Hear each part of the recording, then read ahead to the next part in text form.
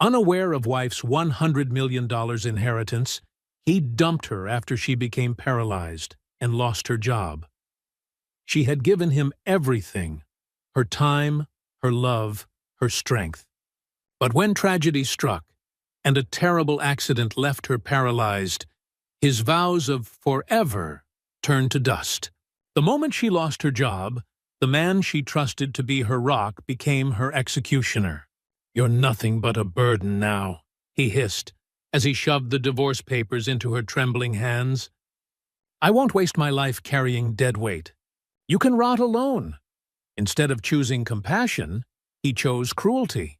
Instead of standing by her side, he walked away with another woman. At her weakest hour, he stripped her of dignity and love, leaving her to survive in silence. He thought her story was over, but what he didn't know was that the woman he cast aside, the one he called worthless, carried a secret: an inheritance worth $100 million. A fortune that would not only rebuild her shattered world, but also return her power in a way no betrayal could ever destroy. Sometimes the people you discard when they fall are the very ones destined to rise higher than you can ever imagine. Sometimes the shadow of the broken becomes the light you can never outrun. This is the story of betrayal, pain, and ultimate revenge, a story where love is tested, cruelty is exposed, and justice finds its voice. Before we begin, please hit the subscribe button. And as you listen, tell us in the comments where you're watching from. The room was dim, but her eyes sparkled with pride as she watched him pace with his new business idea scribbled across a notepad. Claire had worked a 12-hour shift at the bank that day, but she still sat on the couch, nodding at every word her husband Daniel said. "I just need one more investor," Daniel insisted, waving his hands. "If this works, we'll never have to live paycheck to paycheck again. We'll be unstoppable." Claire smiled, though her body ached with exhaustion. "You'll get there, love. You always do. I'll cover the bills until things turn around." On the outside, it looked like devotion.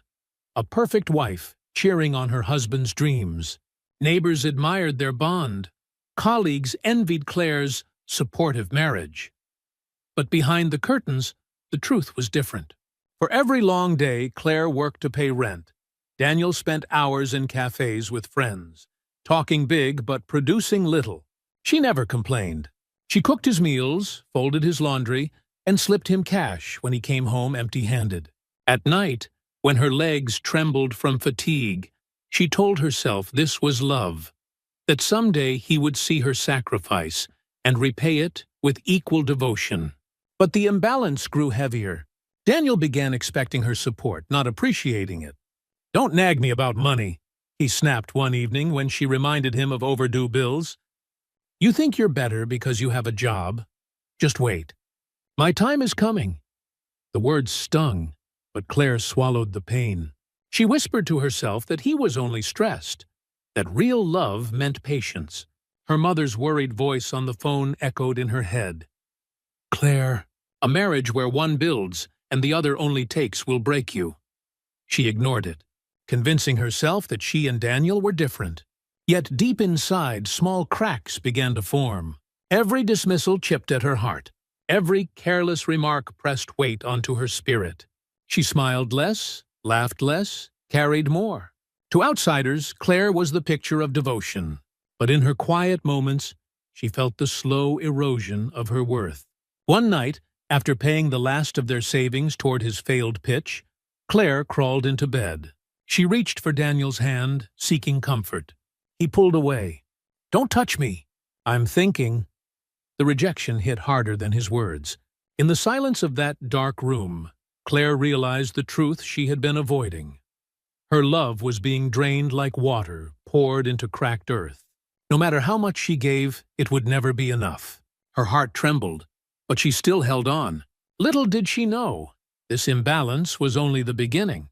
The storm that would break her world was already gathering, closer than she imagined. It was raining the night everything changed. Claire had stayed late at work, finishing reports her exhausted eyes could barely focus on. The streets were slick, The headlights blurred, and as she crossed the road to catch her bus, a horn blared. Tires screeched. The world spun. A delivery truck hit her. The impact was violent. Her body thrown against cold pavement, breath ripped from her lungs. Pain shot like lightning through her spine, her legs refusing to move. Sirens screamed in the distance as strangers gathered, their voices muffled by the storm. "Stay with us!" a man shouted, pressing his jacket under her head. But Claire's vision darkened, her body shaking from fear. At the hospital, bright lights pierced her eyes as doctors worked frantically. Hours blurred into minutes, until at last, the words she dreaded filled the room. "The accident has damaged her spinal cord. She may never walk again." Daniel stood in the corner, his face pale. For a moment, Claire thought he would break down and hold her hand. But instead, his jaw tightened. "So, she's paralyzed?"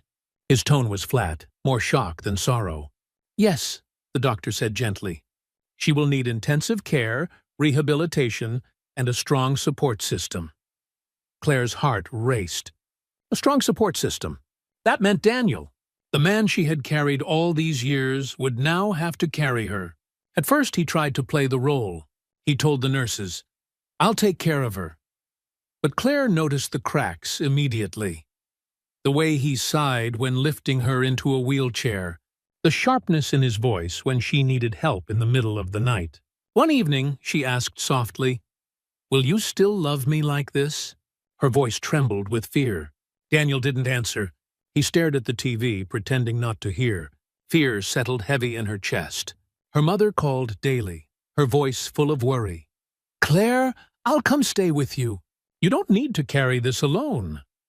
But Claire, still clinging to the hope of her husband's devotion, said no. She was vulnerable, trapped in a body that no longer obeyed her, relying on a man who once relied only on her. Every request for help felt like another test, and every sigh from Daniel revealed the truth. His loyalty was fragile. One night, as she struggled to shift in bed, she heard him on the phone in the next room. "I can't do this anymore," Daniel whispered harshly. "She's dead weight. You don't understand. My whole life is slipping away because of her." Claire's stomach dropped, her blood running cold. He wasn't just frustrated.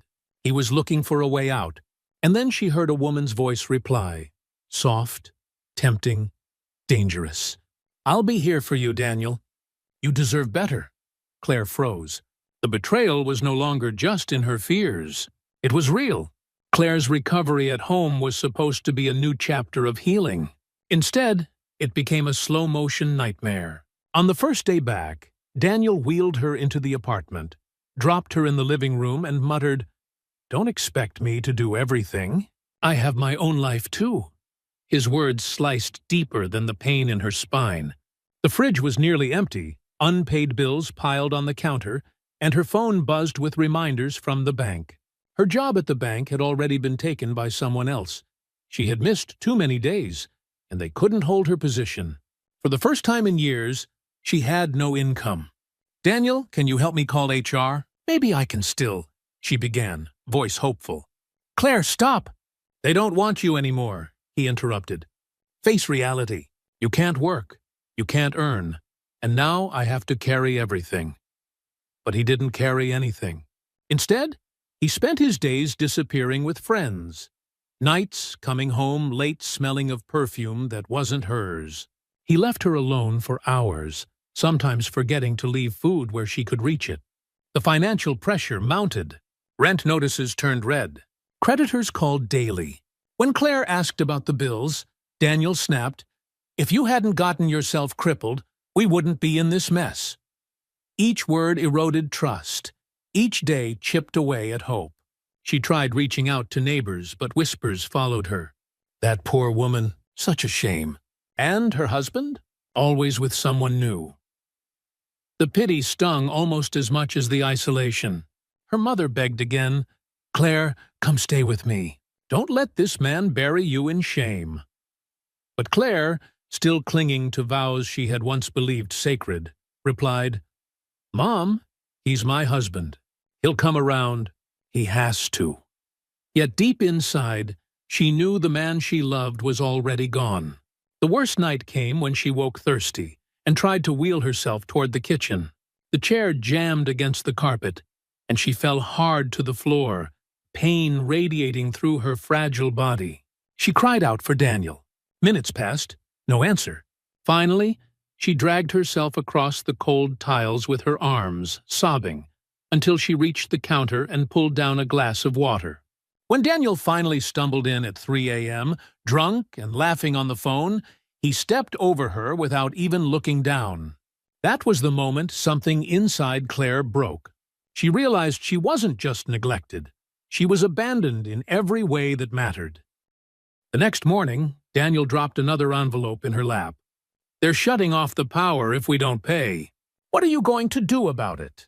Her trembling fingers opened it, eyes burning. For the first time, she didn't feel sorrow. She felt fire, because abandonment has a way of burning away illusions, and Claire was starting to see the truth. The knock on the door startled Claire. She was alone again, hungry. The apartment quiet, except for the hum of the failing refrigerator. She wheeled herself slowly to the door and opened it to find Melissa, her old college friend, someone she hadn't seen in years. "Claire!" Melissa exclaimed, stepping inside with a warm hug. "I just heard what happened. I can't believe Daniel didn't tell me sooner.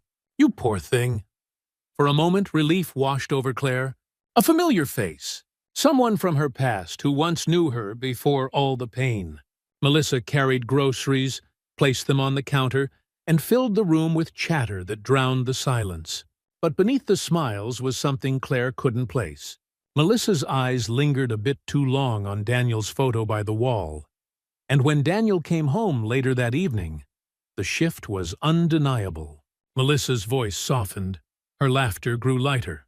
Her hand brushed his arm as they talked about the old days. Daniel didn't pull away. In fact, he leaned in, soaking up the attention. Claire's heart clenched. Later, when they were alone, Melissa squeezed Claire's hand. "Don't worry. I'll be here for both of you. I'll help you with whatever you need." It sounded comforting. It looked like friendship. But the next weeks revealed the cracks. Melissa's visits grew frequent, always at times when Daniel was home. She brought Claire small gifts, but lingered more and more in the kitchen with him. One afternoon, Claire overheard them laughing. She wheeled herself closer, careful not to make a sound. Melissa's voice was playful. "You deserve someone who appreciates you, Daniel. Not someone who drags you down." Daniel chuckled low. "You think I haven't thought about that?" Claire's chest tightened. Breath caught between shock and betrayal. Melissa, her friend, was crossing lines she never should. And Daniel wasn't stopping her. That night, Melissa leaned close to Claire's chair, her tone dripping with false sympathy. "You're so strong, Claire. Honestly, I don't know how you manage. If it were me, I'd probably give up." The words stung, a backhanded compliment laced with envy. Melissa wasn't here to build her up. She was here to position herself, to see how far Daniel's attention could tilt. Claire clung to misplaced trust, telling herself Melissa was just being kind, just filling gaps Daniel left wide open. But deep down, she knew something dangerous was growing. The breaking point came on a stormy evening when Claire woke to hushed whispers in the next room. She wheeled herself silently to the hallway and froze. Melissa was there, in her house, in her living room, pressed against Daniel, her lips grazing his cheek. Claire's voice cracked the air like thunder. "What are you doing in my home at this hour?" The room went silent. Melissa stepped back, guilt flickering across her face before vanishing behind a smirk. Daniel didn't even look ashamed. He looked annoyed. And in that chilling silence, Claire realized the truth. Betrayal wasn't knocking at her door. It was already inside. Claire never imagined the man who once vowed to cherish her would stand across the room, arms wrapped around her so-called friend. Yet here it was, undeniable. "Daniel!" Her voice cracked, trembling with both rage and grief. "In my house? With her? After everything?" Instead of remorse, Daniel sneered. "You make it sound dramatic. What do you expect, Claire? You're not the same woman I married. You can't walk. You can't work. You can't give me anything anymore. Melissa makes me feel alive. The words struck her harder than the accident itself. Her hands gripped the armrest of her wheelchair, nails digging into the worn fabric. Melissa smirked, brushing imaginary dust off her blouse as if Claire were nothing but an inconvenience. "You promised for better or worse," Claire whispered, her voice breaking. "You swore before God." Daniel laughed bitterly. "That was before you turned into a burden. I didn't sign up to waste my life pushing a chair." The humiliation cut deep. Claire had endured neglect, endured silence, endured sighs and cold shoulders. But this was betrayal laid bare, without shame, without cover. Melissa tilted her head, her voice sugar-coated with cruelty. "Claire, maybe it's time you faced reality. Daniel deserves happiness. You've had your turn." Tears blurred Claire's vision, but she refused to let them fall. With what strength she had left, she forced herself to speak. "Leave my house, both of you." Daniel's face hardened. He walked to the bedroom, gathered a duffel bag, and began stuffing it with clothes. "Fine. If you want me gone, I'm gone. But don't come crawling to me when you realize you can't survive without me." Melissa trailed behind him, glancing back at Claire with triumph in her eyes. The betrayal of a friend and a husband twisted together in one venomous image she knew would haunt her forever. Minutes later, the slam of the front door echoed through the apartment. Silence followed, thick and suffocating. Claire's heart pounded in her chest, not from fear, but from the ache of broken vows echoing in her soul. She wheeled herself to the window, staring into the night. Rain poured down the glass, mirroring the storm inside her. For years, she had been his strength, his support, his foundation. And now, when she needed him most, he had chosen someone else. Her phone buzzed. A message lit the screen. "Don't call me. It's over." No apology. No hesitation. Just cold departure. Claire's chest heaved, her tears finally falling. The man who once promised eternity had discarded her like an old coat. She pressed her forehead against the cold window pane, whispering into the night, "God, don't let this be the end of me." And yet, as she sat alone in the hollow silence, the weight of betrayal crushing her. A knock echoed on the door, sharp, urgent, unexpected. Her heart skipped. Who could it be at this hour? The urgent knock echoed again. Claire wiped her tears, wheeled herself shakily toward the door, and opened it to find her mother, Margaret, standing in the rain with eyes full of worry. "Baby, I knew it. I knew something was wrong," Margaret whispered, stepping inside and pulling her daughter into a fierce embrace. She smelled of lavender soap and determination. The sight of her mother's face broke the last of Claire's defenses. Sobs tore out of her chest. "He left me, Mom. He walked out with Melissa. I have nothing left." Margaret held her tighter, her hands trembling as much as Claire's voice. "You are not nothing. You are my daughter. You are stronger than this pain, Claire." But despair wrapped around Claire like chains. "I can't walk. I can't work. I can't even feed myself without struggling. What kind of life is this?" Her mother knelt in front of the wheelchair, locking eyes with her. "It's a life worth fighting for. You may not see it now, but I see it. I see the fire in you. You didn't survive that accident just to waste away in misery." For the first time in weeks, Claire felt something stir beneath the layers of grief. A flicker, small but real. Her mother's faith was like a candle in her darkness. That night, as Margaret made her soup and tucked her in, she whispered again, "Don't let his betrayal be your ending.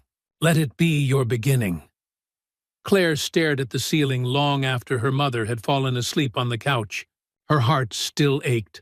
Her body still felt broken, but her mind began whispering questions she had pushed away. What if I'm not finished? What if there's more for me? The phone rang at dawn. Margaret answered, then handed it to Claire. "It's your aunt's lawyer. He says he has something important to discuss with you." Confusion clouded Claire's face. "My aunt? But she passed away years ago." The lawyer's voice came clear over the line. Mrs. Claire Thompson, I represent your late Aunt Evelyn's estate.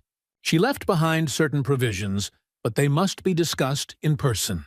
Are you able to meet? Claire's heart pounded. Her Aunt Evelyn, distant, private, but always quietly kind. What could this mean? Margaret squeezed her hand. Answer him, Claire. This could be something. Fear warred with hope. Part of her wanted to refuse, to stay curled in despair. But another part, the part her mother saw, was ready to rise even if only a little. Her voice trembled, but she forced the words out. Yes, I'll meet you.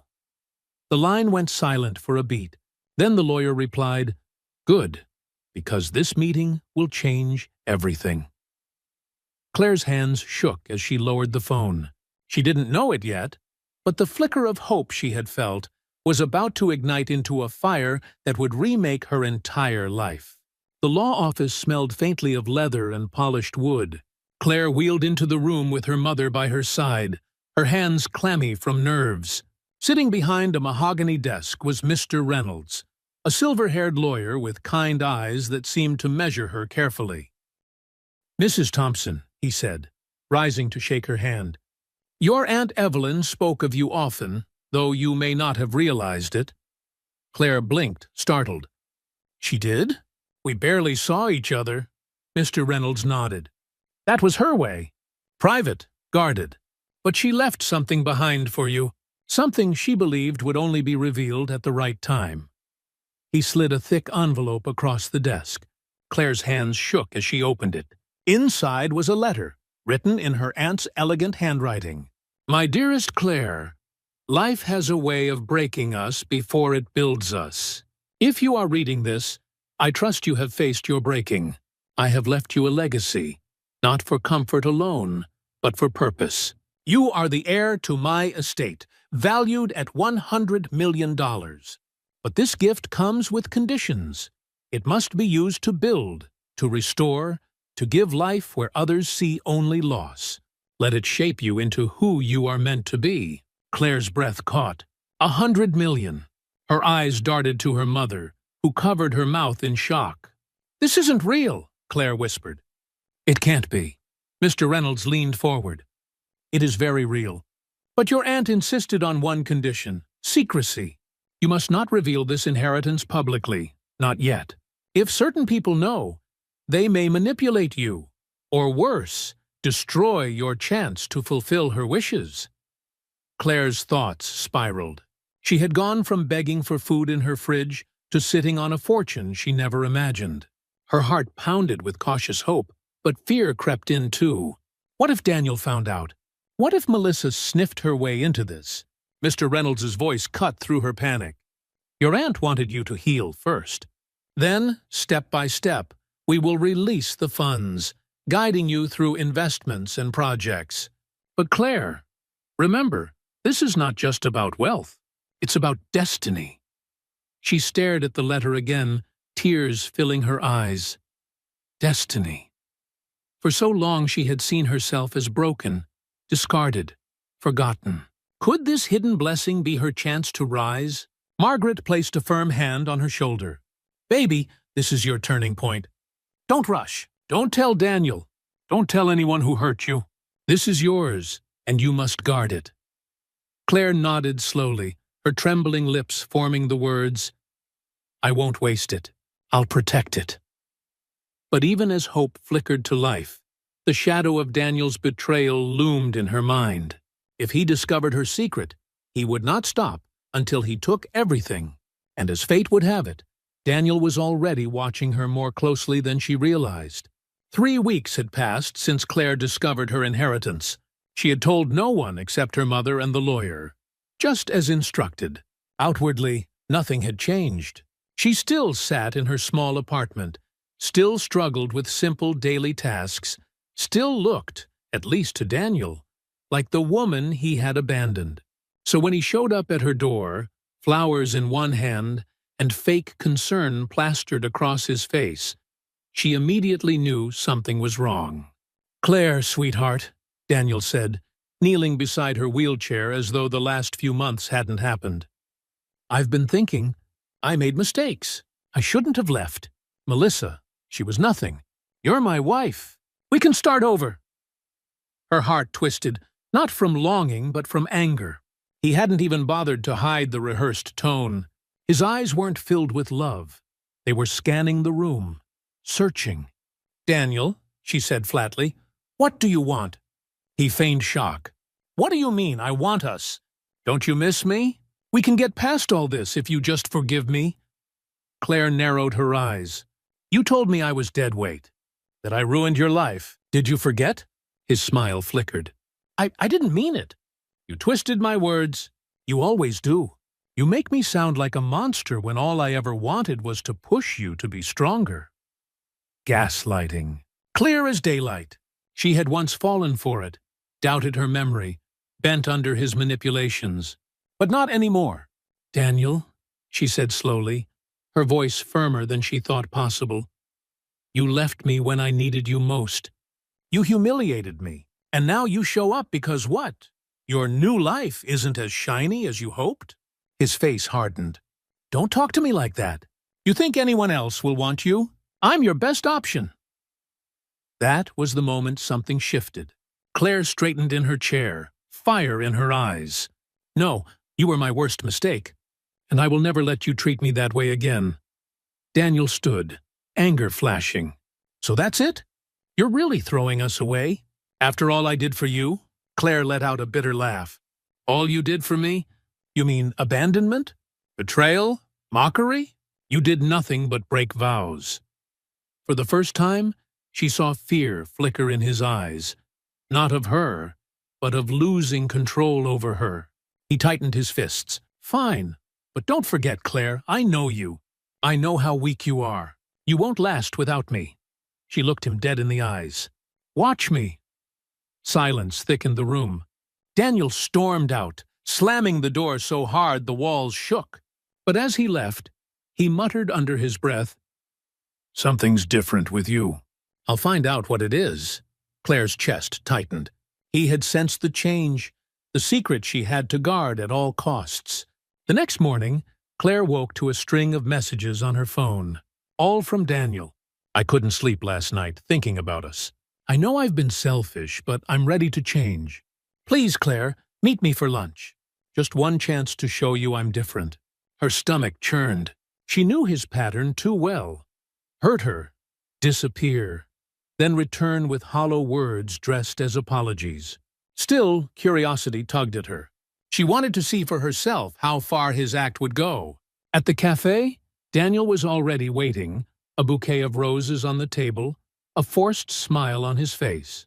"Claire, you look beautiful," he said smoothly, though his eyes flickered to her wheelchair with barely hidden discomfort. She folded her arms. "Why am I here, Daniel?" He leaned forward, lowering his voice. "Because I can't stop thinking about you. Melissa, she wasn't what I wanted. She was a mistake. I realize now you're the only woman who ever believed in me." The words might have melted her once, but now they rang hollow, rehearsed, calculated. She stayed quiet, letting him speak. He reached for her hand. "I know things were hard, but we can rebuild. We can start fresh. I just need to know. Do you have anything saved up? Maybe a little tucked away we could use to get back on our feet." There it was, the greed bleeding through the cracks. His apology wasn't about her. It was about access, about control. Claire pulled her hand back slowly. "Daniel, why are you really here? Is it love or money?" His smile faltered. "Claire, don't be cruel. I'm here because I care. But come on, we can't survive on nothing. You must have something. Savings, inheritance, maybe even insurance from the accident?" His tone sharpened at the last word, probing like a blade. Her chest tightened. He was fishing. His apology was nothing more than a mask. For years, she had been naive enough to believe his promises, but wisdom had been carved into her by pain. She saw him now for what he truly was, a man driven not by love, but by greed. She smiled faintly, though it didn't reach her eyes. "I have something, Daniel, but it's not for you." His brows furrowed. "What's that supposed to mean?" Claire pushed away from the table, her wheelchair gliding toward the door. "It means you'll never use me again. Not my heart, not my body, and certainly not my money. Daniel's voice rose, sharp with frustration. Don't walk away from me, Claire. You owe me after everything I've done for you. She turned back, eyes steady. No, Daniel, you owe me, and someday you'll understand just how much. The cafe fell silent, all eyes on them as Daniel's face turned red with rage. But beneath his anger was something else, suspicion. He now knew Claire was hiding something, and that suspicion would soon drive him to desperate measures. After the confrontation at the cafe, Claire returned home shaken but strangely lighter. She had faced Daniel's greed and survived it without breaking. Yet the loneliness of her small apartment still pressed against her like a heavy fog. That evening, there was another knock on her door. This time, it wasn't betrayal waiting on the other side. It was Michael, her childhood friend. He stood with a paper bag of groceries in one hand and a nervous smile on his face. Hey, Claire, he said softly. I heard, well, everything. I didn't come to pity you. I came because I miss my friend. Claire's throat tightened. Michael had always been steady, a quiet presence during their school days. While Daniel had dazzled her with charm and big promises, Michael had simply been kind. He unpacked the bag without asking, filling her fridge with essentials. I figured you could use some fresh fruit and bread. Nothing fancy. Tears pricked her eyes. No one had thought of her needs so simply, so selflessly, in months. Thank you, she whispered. Michael shrugged. It's nothing, but I don't want you to think you're alone in this. You're not. The words wrapped around her like a blanket. For the first time since her accident, she felt dignity stirring. Not from wealth, not from secrecy, but from genuine kindness. The days that followed were different. Michael came by after work, helping her reach shelves, fixing the broken latch on her window, even laughing with her over old stories. His presence wasn't suffocating like Daniel's. It was freeing. You still have that fire in your eyes, Claire, he told her one evening as they sat on the porch. Don't let anyone tell you otherwise. You're stronger than half the people walking out there. His encouragement planted something deep inside her, a seed of belief that maybe she could build again. Not just survive, but contribute, create, inspire. Her neighbors began to notice the change too. Instead of whispering pity, they started stopping by with meals, offering rides, asking if she needed help. What once felt like humiliation turned into community. Her isolation cracked open into connection. Claire realized dignity didn't come from being perfect or whole. It came from choosing to stand, even in a wheelchair, with her head high. But even as hope returned, danger lurked in the shadows. One evening, as Michael helped her lock up, he frowned. That car's been parked across the street 3 nights in a row. Same guy inside, watching. Claire's heart skipped. She didn't have to guess who had sent him. Daniel wasn't done, and he was closer than she thought. The next morning, Claire woke with determination burning in her chest. She was tired of being watched, tired of being pitied, tired of being seen as fragile. It was time to prove, to herself most of all, that she was not broken. She wheeled to the kitchen and pulled out a notebook her aunt had once given her. On the first page, she wrote 3 words in bold. Start again today. Her hands trembled, but she began listing ideas, small things she could do from her chair. Banking had sharpened her skills with numbers, so why not freelance bookkeeping? Why not consult for small businesses in her community? When Michael came over later that day, she showed him the notebook. Do you think anyone would hire me like this? He grinned. Claire, not only would they hire you, they'd be lucky to have you. Let's make a plan. Together, they set up a simple office space at her kitchen table. Michael brought his old laptop, helped her design flyers, and printed them at a local shop. Within a week, Claire's ad, affordable bookkeeping and financial help, was taped to church boards, grocery stores, and community centers. The first call came from a small bakery struggling with expenses. Claire spent hours poring over their numbers, suggesting cuts, reorganizing debts, and setting up a savings plan. When she presented it, the owner clasped her hands. "You saved my business. I don't know how to thank you." Claire rolled out of that meeting with tears in her eyes. It wasn't just about money, it was purpose. For the first time since the accident, she felt useful again. Soon, word spread. A tailor, a corner store, even a taxi driver sought her guidance. Each small win restored a piece of her confidence. Her reputation grew, and with it came momentum. The same neighbors who once whispered behind closed doors now knocked on hers with respect in their voices. Michael watched it all with quiet pride. "See, I told you. You're unstoppable." Claire smiled, the weight on her chest finally lifting.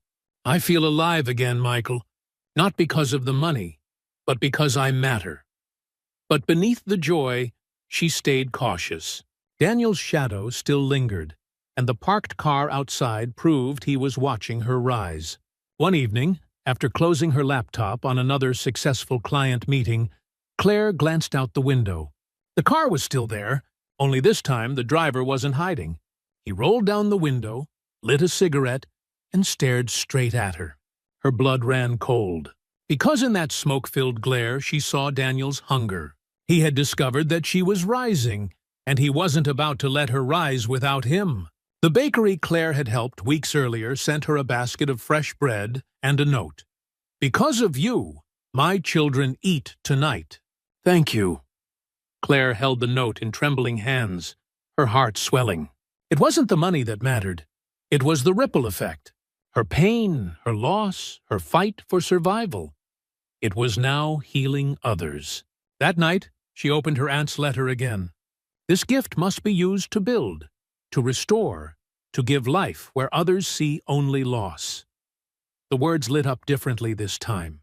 She realized her inheritance wasn't just a secret safety net. It was a calling. The next morning, she instructed Mr. Reynolds, the lawyer, to release a small portion of her funds. Quietly, anonymously. "Set up an account," she said. "Send scholarships to single mothers who want to finish school. Pay hospital bills for accident victims. No one should know it's me." Mr. Reynolds nodded approvingly. "That's exactly what your aunt envisioned. Stewardship, not indulgence." Soon, anonymous envelopes began arriving at homes across the city. Families on the brink of eviction found their rents mysteriously paid. A young father fighting cancer discovered his medical debt erased. A homeless shelter received a truckload of food and blankets. Claire read the stories in the paper, tears streaming down her face. She didn't need recognition. Healing others gave her meaning far beyond wealth. Every act of generosity was a stitch repairing her own wounds. Michael noticed the change. "You smile more now," he said one evening as they packed donated supplies. "It's like your pain is turning into fuel." Claire nodded. "Maybe that's what it was always meant to be. Not to destroy me, but to teach me how to lift others." Her mother, watching from the couch, whispered proudly, "That's my daughter." But even as Claire poured herself into giving, shadows stirred. One night, as she wheeled into the lobby of her apartment, she overheard two neighbors whispering, "Someone's out there helping all these families. They say it's an anonymous benefactor with deep pockets. Wouldn't surprise me if it's Claire. She's been busy lately, hasn't she?" Claire's chest tightened. The secrecy her aunt insisted on was slipping. If people began connecting dots, Daniel would hear, and he would come storming back. That evening, as she locked her door, her phone buzzed. A message from an unknown number appeared. "You think you can hide your fortune from me? I know you're sitting on money. We'll talk soon." Claire's blood ran cold. Daniel knew. The anonymous donations had begun to ripple through the city like waves. But Claire realized something important. Giving money wasn't enough. If her inheritance was to become a legacy, it had to create second chances, not just relief. So she called Mr. Reynolds. "I want to start something permanent," she said firmly. "A foundation, one that empowers people who've been overlooked. Single parents, accident survivors, people society calls broken. I want them to feel seen." Within weeks, the Evelyn Hope Foundation was born, named after her late aunt. Claire remained behind the scenes at first, letting her lawyer and a small team handle logistics. But she personally interviewed applicants, choosing candidates who reminded her of herself, people who needed not just money, but dignity. One of the first hires was Lila, a young mother who had been fired after missing shifts to care for her sick child. Claire looked into her tear-filled eyes and said, "You deserve a chance to stand again. Will you join us?" Lila broke down sobbing. "No one has ever trusted me like this." Claire also recruited Jamal, a mechanic recovering from an accident that left him partially disabled. His hands shook as he signed the papers. "You're the first person to see me as more than my injury," he whispered. Each hire became more than an employee. They became ambassadors of resilience. The foundation grew into a community, a circle of survivors turned builders, proving that brokenness could birth strength. At the launch event, journalists gathered, curious about the anonymous benefactor funding such an ambitious mission. Claire stayed in the shadows, but she listened as one of the new hires stood at the podium and said, "We were discarded, forgotten, left behind. But someone believed in us.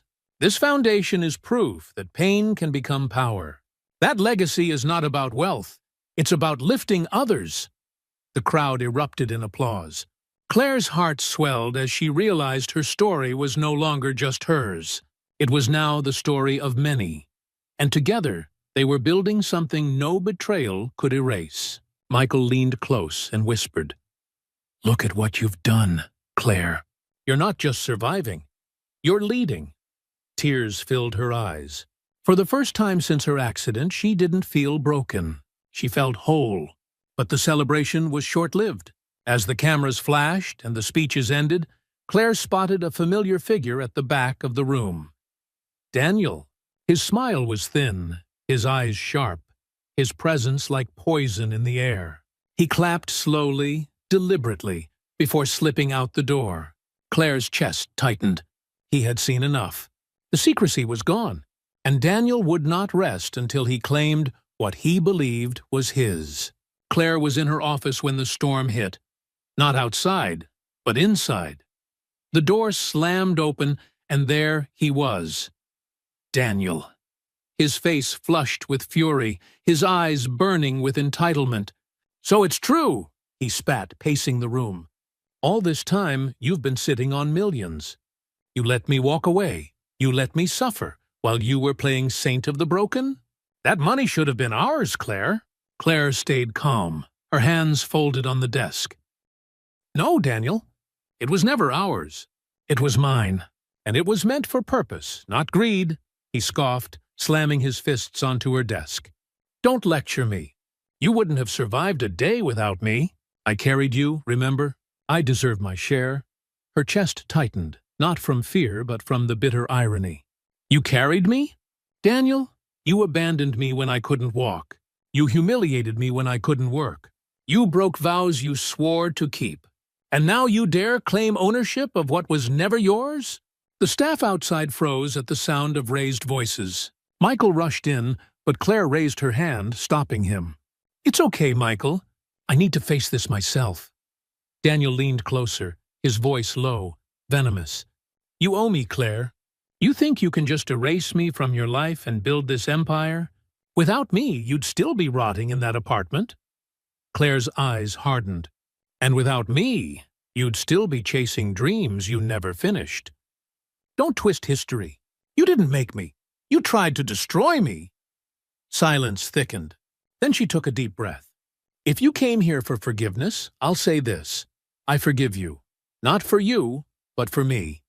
I won't let your betrayal chain me anymore." His eyes flickered with surprise, but before he could twist her words, she continued firmly, "But forgiveness is not reconciliation. Forgiveness does not mean access. You are not welcome here.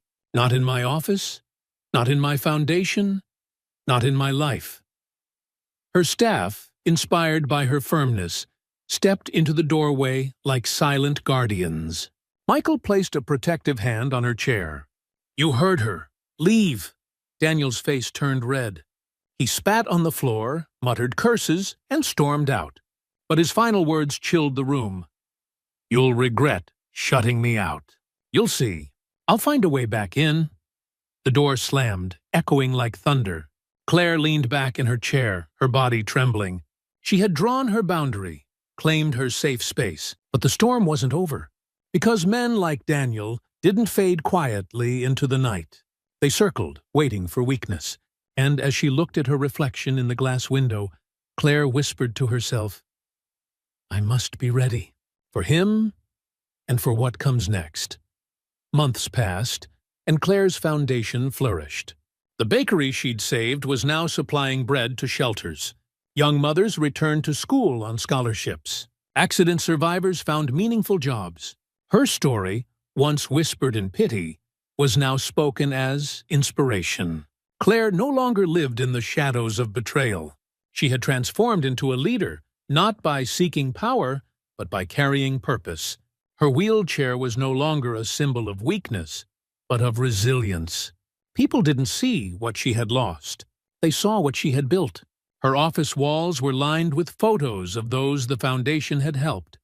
Smiling children, families holding keys to new apartments, workers proudly holding their first paychecks. Claire often gazed at them and whispered, "Aunt Evelyn, I hope I've honored you." Michael was always nearby, steady as ever. He had become more than a helper. He was her partner in building, a chosen family figure who filled her days with encouragement. Her mother, too, was her constant anchor, her proud witness. One quiet evening, as the sun cast golden light over the city, a knock rattled the door. Michael opened it, and there stood Daniel. But this time, the fire in his eyes was gone. His shoulders slumped, his suit wrinkled, his voice hollow. "Claire, please." His words cracked with desperation. "Melissa left me. The business deals failed. I have nothing. I was wrong. I need you. Please take me back." The room fell silent. For a brief moment, Claire saw the man she had once loved, the one she had cooked for, sacrificed for, believed in. But then, like a wave, the memories of betrayal returned. The night he walked out, the words that scarred her, the way he called her dead weight. Her staff glanced nervously, waiting. Michael's fists clenched at his side. Claire wheeled forward until she faced Daniel directly. Her voice was calm, steady, but unshakable. "Daniel, you taught me the cost of misplaced love. You taught me the danger of giving everything to someone who only takes. And yes, I forgive you, but not to welcome you back, only to release myself from the chains of your cruelty." Tears filled his eyes. "Please, Claire, I have no one." She looked at Michael, at her mother, at the photos of smiling faces on the wall. Her voice softened. "You're wrong. I have someone. I have many someones, people who chose me, who lift me, who stand with me. I don't need you, and I will not let you drag me down again." Daniel fell to his knees, begging. But Claire lifted her chin, dignity radiating like light. "You may leave with nothing, Daniel, because that's what you gave. I leave you with grace, but no space in my future." Michael gently closed the door behind him, shutting out the echoes of the past. Claire turned back to her team, her family, her mission. She smiled through tears. "Let's keep building." And in that moment, the moral order was restored. Pain had birthed purpose, betrayal had birthed justice, and the woman once discarded had become a beacon of hope multiplied.